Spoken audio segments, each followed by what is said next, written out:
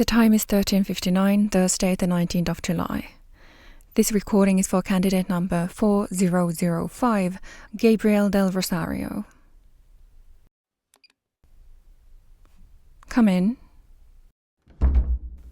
Good afternoon.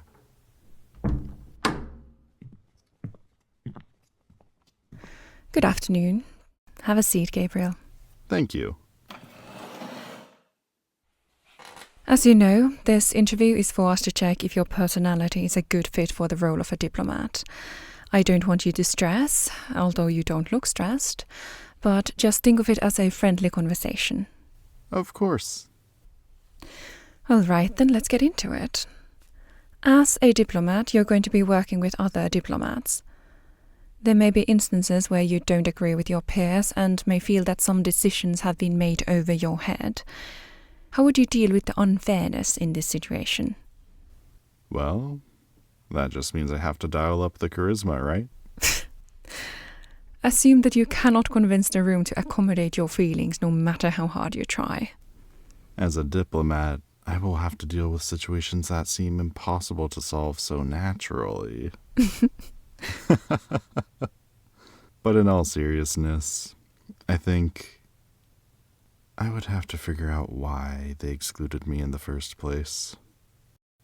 Instead of getting riled up about it, the first step to conflict resolution is to find out why something went wrong rather than focus on the problem itself. Maybe they excluded me because they felt as if I didn't have enough experience, or maybe I've done something wrong. In the latter case, I would need to identify what I did wrong. That's true, but it's not really fair for them to exclude you without addressing anything beforehand. Yeah, of course. But I think in order to bring it up, I would have to find out why they excluded me in the first place.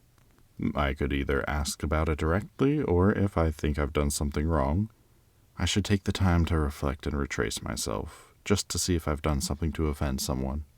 How polite of you. Almost makes this next question seem out of character for you. If you reprimanded a colleague too harshly, even if they deserved it, how would you deal with it? Oh gosh, you're right. Well, the first step is to apologize. It doesn't matter what my colleague did. If the punishment doesn't fit the crime, then I'm the one in the wrong.